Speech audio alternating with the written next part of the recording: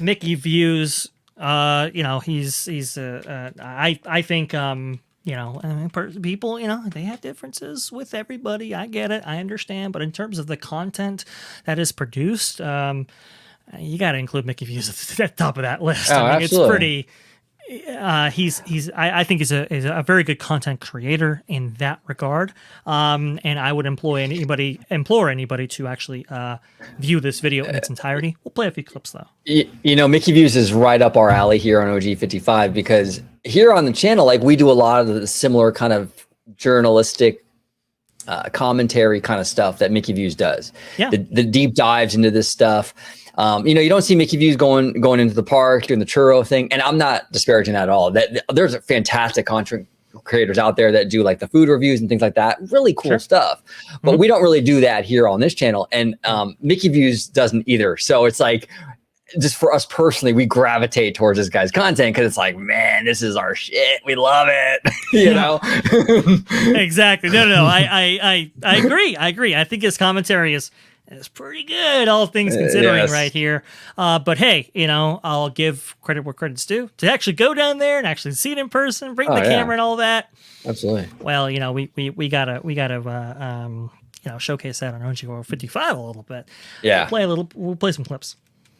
Here we Very special Mickey Views report for you today. I'm here on location at Reedy Creek. We have the next convening of the new state-appointed board meeting today. It is a public meeting, so let's head in there and see what they have to say. So let's first take a step back into time. In 1967, the tax bases in Orange and Osceola counties were rather insignificant. Can we pause it real quick? Sure. This guy needs a new haircut. I'm sorry. I just had to talk shit, but yeah, he needs it. Everybody has been saying that. I don't necessarily disagree. The Reedy Creek Improvement Act seemed like a decent deal. In exchange for special privileges, Disney would construct its kingdom to draw tourists, spark industry, generate jobs and revenue. But nobody, except other than perhaps Disney, believed that the act would live in perpetuity. Lo and behold, the increasingly powerful corporation was able to fortify its sweetheart deal through powerful lobbying and clever marketing for decades. Above all, because nobody in Tallahassee was willing to shine a light on this arrangement. Then Governor Ron DeSantis courageously, and I repeat, courageously called it out for betraying not only fair market competition, but also the citizens of Florida. As such, it is especially shameful that Disney decided to take adversarial actions against the district even before this board was constituted. He says something before we very learned about Disney's illegal contracts, created at the 11th hour, our board was genuinely looking forward to working with Disney in a productive and collaborative manner to improve the functioning of the district. That's an interesting statement right there. What he's saying is that we were looking forward to working with Disney on district issues. Look, it's hard to suss out truth from falsities and so forth, right? And it's hard to buy that. It's hard to buy that, not to interrupt, but it's hard to buy that when DeSantis, before this whole drama started, this Hail Mary from Disney, was telling the press to buckle up. It was clear DeSantis was revving for a fight regardless. For sure. But any chance of that happening is now dead. And that's one of the more upsetting things about this whole thing, but we'll go ahead. Again, there are arguments for and against. Instead, the corporation decided that compromise was out of the question. It was Disney's way or the highway. This is why we were forced to hire litigation counsel, and you will hear more about that in this meeting. Regardless of your politics, nobody should favor outdated legislation that elevates a corporation above the public good. Okay. I want to go ahead and skip to the part that I think that was, that everybody was like, whoa, Didn't know this existed here. So here we go. This section of the video. I just have one comment. Sure, go ahead. Butter emails. yeah. Here we go. Stuff that we heard at the previous meeting, which we covered in detail several weeks ago. There's also a lot of unrelated procedural stuff and things unrelated to this current Reedy Creek battle. But there was one fiery report in there which we got, which I'm going to be straight up with you, doesn't look too great for Disney. You know, Disney's legal team, they've been getting some wins with the state having been caught asleep at the wheel. They were not aware of this developers agreement that Disney got through. They presented it at multiple public meetings. Disney's legal team might be good, but the streak might be coming to an end here based on what we just got. And I have a lot of folks on Twitter right now saying, Braden, this totally doesn't matter. I don't know. That'll be for you to judge. You're about to see David H. Thompson, who is a DC trial attorney, a lawyer that presents arguments to the Supreme Court, reveal internal emails between Disney and the old Reedy Creek, claiming to show how Disney's legal team drafted the developers agreement, giving themselves governmental power, and then suggesting a switch of the attorney listed at the top of the document from the Disney lawyer to the district's attorney, and also how Disney's lawyers were modifying the verbiage to be used by the supposedly independent Reedy Creek Board of Supervisors at their own public meetings. Does that sound very independent to you? Not to me. That said, folks on Twitter, they've been telling me, hey, Braden, this is very normal. And, you know, I've been the one telling you guys for weeks, I doubted that DeSantis would be able to prove that this developers agreement is self-dealing, because even though we know that Disney does control Reedy Creek to a large extent, and this contract kind of is self-dealing, no company wants to be their own government on paper. It opens you up to all sorts of liability issues and legal issues. Disney is very careful to keep a degree of separation between Reedy Creek and themselves. So proving in a court of law that there's self-dealing going on here seemed like a bit of a stretch, and if the state can't prove that, then this contract is protected by the Constitution. Florida would have to run it all the way up to the Supreme Court in that event. But if there is a preponderance of evidence that you are acting as your own government, you can't sign contracts with yourself. So that would void everything. The prior contracts between Disney and the Disney-controlled Reedy Creek, all of it would no longer be valid. I'm no lawyer. These are not my assertions I'm making here. I am giving you guys a taste of what the new board's counsel just presented. Here are the important bits. Okay, yeah. Well, just stop it there for a second. Yeah. I thought they didn't have any emails regarding RCID developer agreements or contracts. Isn't that really interesting? Well, apparently they do. They didn't have any. I think they were looking for stuff that was, what's the word? Frustrating the process. Yeah, yeah, or like illegal, or like, you know, well, and we'll get into the email itself. Should we dive into it now? Yeah, well, let's dive into it, and we'll save all the commentary for afterwards. Sure, let's do it. Chairman, on February 8th of this year, Disney and the outgoing supervisors of this district engaged in a blatant effort to attempt to subvert the will of the people of Florida in a backroom deal. For over 50 years, Disney had enjoyed a sweetheart deal that exempted it from the type of government regulation that every other business in the state complies with. The Florida legislature and Governor DeSantis sought to end that special treatment. They were committed to having Disney treated the same as all other businesses in the state.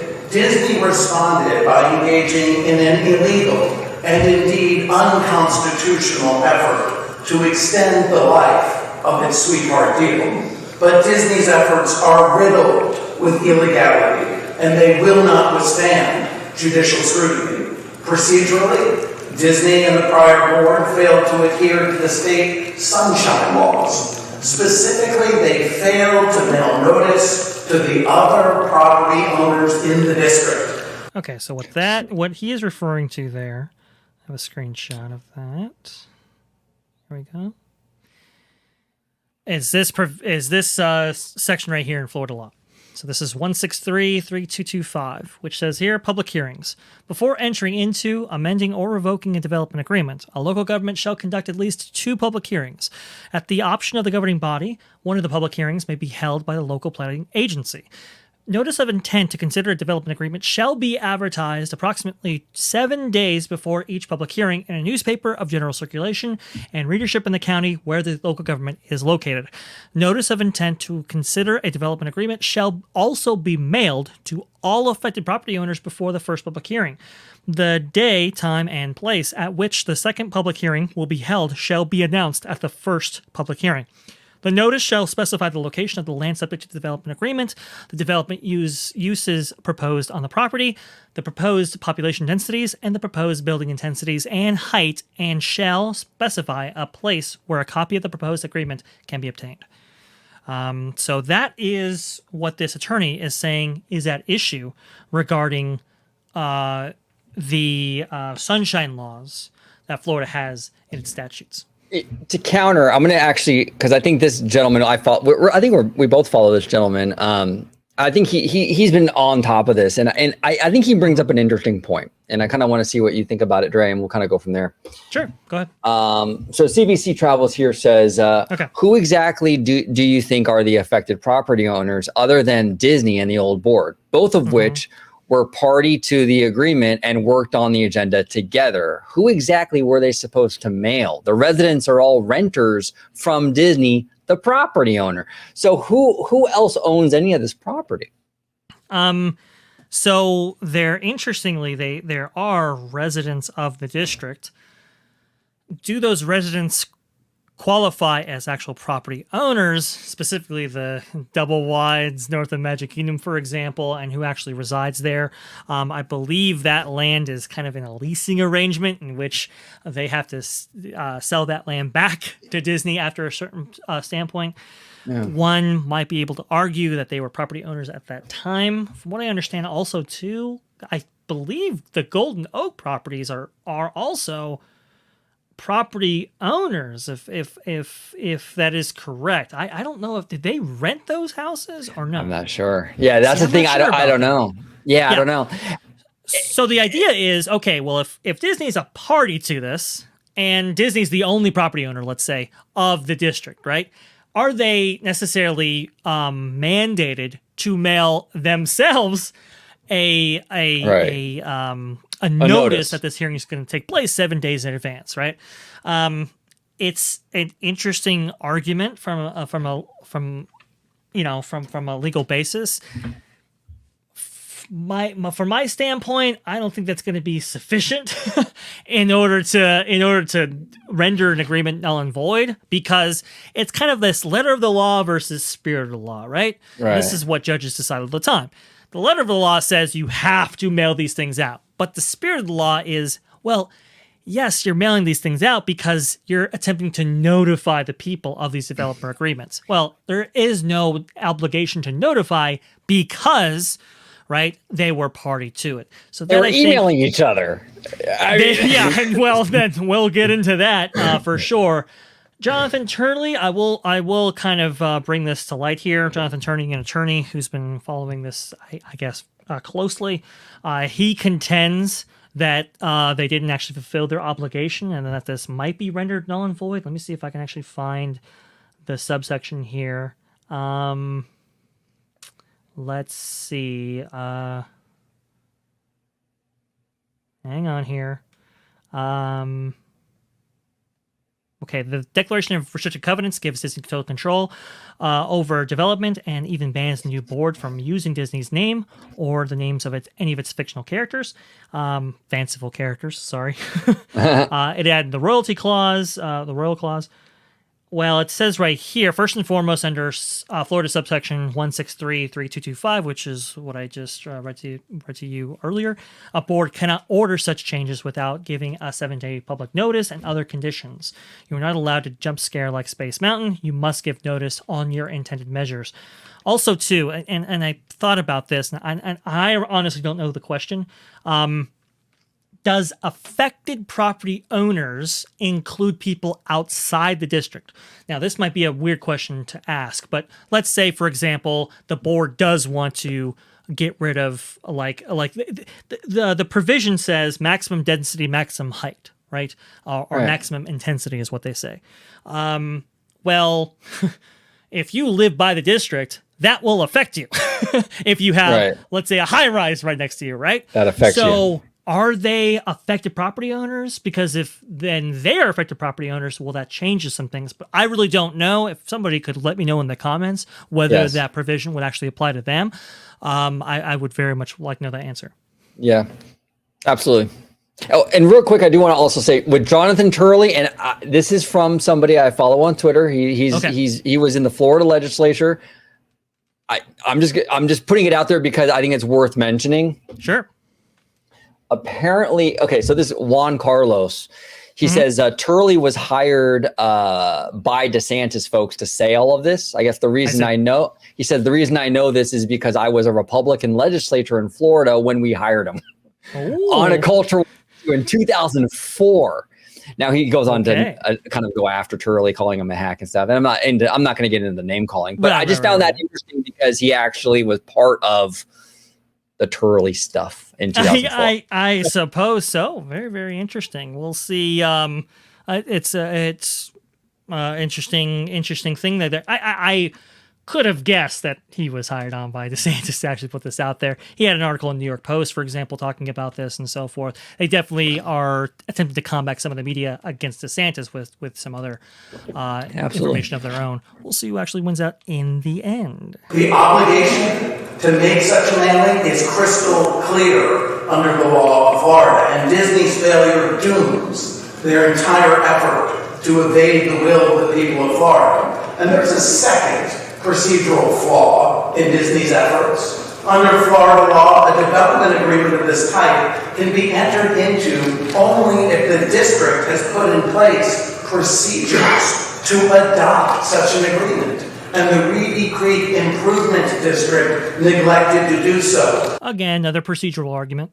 There are no such procedures in this district, and these purported contracts are therefore null and void for that reason alone. Substantively, the agreements are unconstitutional, and I'd like to show a series of slides that we've unearthed in our investigation. These are internal emails that we have discovered.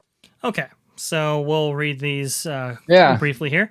Chapter 163, Development Agreement. So this was a subject of talking about the development agreement itself. This is from John F. McGowan at Disney. I wonder how many people have emailed him, actually. That's an interesting idea, I know. Right? Oh, yeah, that's true. They kind of doxed the poor guy. Kind of doxed him, right? So, That sucks. lots in the inbox there. So this is somebody from Disney emailing somebody from the district itself. And says, thanks, Ed. My name is currently at the top of the document as the drafter, and I am comfortable having my name on it, but from an optics perspective, that is not ideal, and it would be better to have a non-Disney employee be the drafter. The Vogel team do not want to put their name on it, unfortunately, because they are a Tallahassee firm, and they do work for the governor, unfortunately. Would you be willing to put your name on it as the drafter? Any other thoughts? That doesn't look good. It might not be illicit, right? But or illegal, right? But doesn't look good. And so a lot of people were saying, well, this means nothing. This is total farce or whatever. Again, there had been this level of separation, this level of autonomy between these two bodies, because if there were any connection between these in an official capacity or a legal capacity, that could present some issues. So imagine if you were making this case to a judge, and let's say this was not enough, right? That this was insufficient for their case. Well, you could also make the motion for a grant of discovery based on this. See, that's the thing. It's like, hey, we think there's reason to believe that there's more self-dealing here than just this document right here. This purports to suggest that we want a motion for discovery to be granted in order for us to look into Disney's records specifically regarding all of this.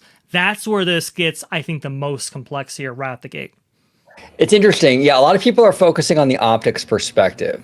Now, the gentleman that was just speaking said Disney made a backroom deal, but then we have an email here saying they're worried about optics. So it clearly wasn't that backroom because they're worried about the public optics.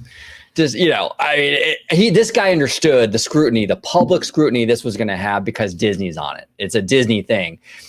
This was clear, and there was a public hearing on this development deal, all that stuff. So it wasn't a backroom deal. I mean, now the optics thing could be playing to that public scrutiny. So like a lot of people are saying, well, they're worried about optics because therefore now they must be doing something shady. I push back on that. Now they could be, I don't know, but I think that we're being worried about optics in a thing that is going to get a ton of media coverage. Sure.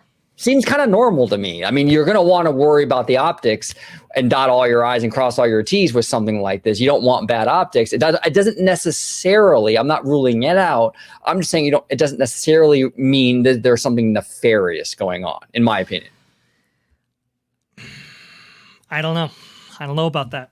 I really do have to be honest. The contention has always been that the RCID and Disney, while everybody knew they were basically one and the same, that they weren't on paper or in an official capacity, especially as it related to official proceedings that would take place within the confines of the RCID. And clearly, that's no longer the case. So, again, I would argue that even though maybe this doesn't necessarily reflect the illicit conduct as put forward by this lawyer, it does definitely, I think, for a judge looking to decide on this case, grant a motion for discovery to see if there's any other dealings between the two entities. Now, would it be fair to say, and like Braden, I'm not a lawyer. I like how he says that in there. It's funny. I'm not a lawyer either. So. No, yeah. Well, you're the lawyer of all lawyers, right? Remember? Oh, Jesus. Oh, man, that title comes back again to haunt me. Okay, go ahead. No, just kidding. No, none of us here are lawyers, but we're fans, and we're trying to research the stuff in an intelligent way and trying our best. Oh, yeah, but we're absolutely trying our best with this stuff. But is the fact that they're kind of transferring the power, right? Like Reedy Creek is giving this to Disney now. That it's an arrangement between these two entities, right? Mm.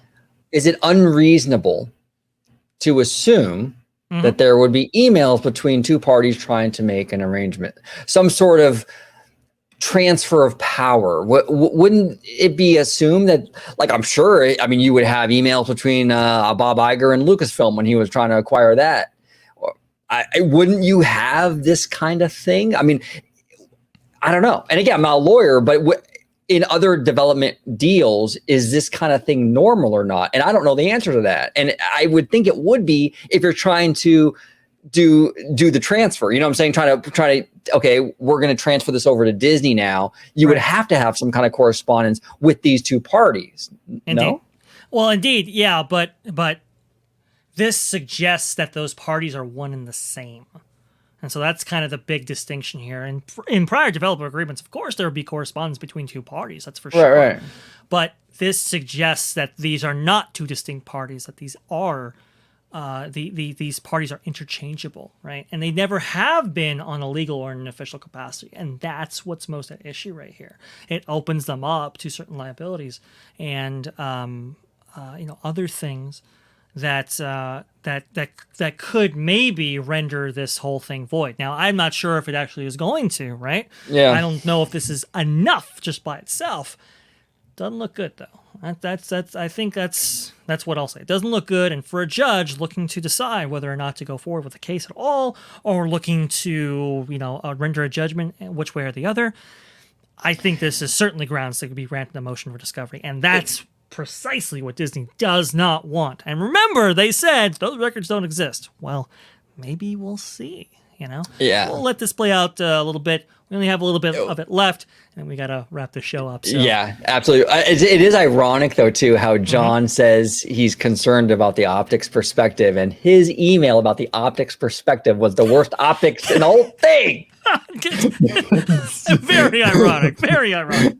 Since we've been retained. And the first one shows that Disney's effort to obscure that it drafted the development agreement by having the district's lawyer, who, as I just mentioned, works for Disney too, put his name on the drafter. You can see the subject. It says developer agreement. Chapter 163, this email at the bottom is from John McGowan, and he says he's the chief counsel in the legal department of Walt Disney World. And we can see that he says in the body of it, my name is currently at the top of the document, that's the development agreement, as the drafter, and I'm comfortable having my name on it. But from an optics perspective, that is not ideal.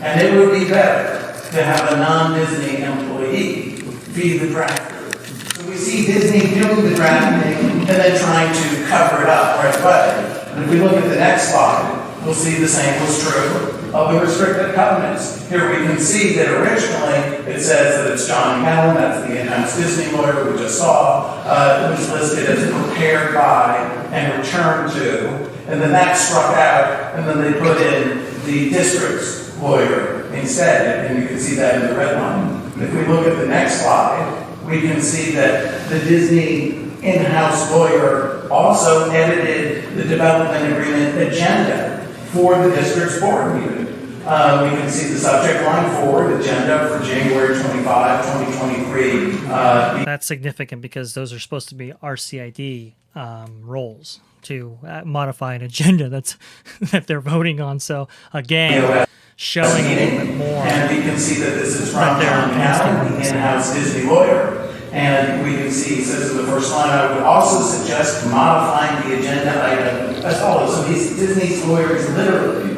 writing the agenda for the board meeting. If we look at the next email, we can see that the same Disney in-house lawyer edits the talking points for the administrator. And so here again, Disney is pulling the strings, and all of that is procedurally highly irregular. The district. So yeah, he's making his case as if he was talking to a jury, which he's an attorney, so I guess that's applicable.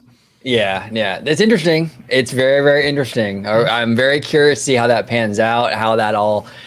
Yeah, like you said, it's the board's attorney, so it's going to make Disney look like the bad guy. I'm sure when we hear Disney's attorney on this, if we ever do, then it's going to be the opposite, and they broke all the rules and Disney was above board. It's fascinating, but there's a lot of legal mumbo jumbo in here, and it's gonna be interesting. I think we're gonna have a lot of great shows going forward in regards to this, because I'll be very curious how a lot of these judges, where they land on this stuff. We could speculate, but where are they gonna land? I'm very, very curious.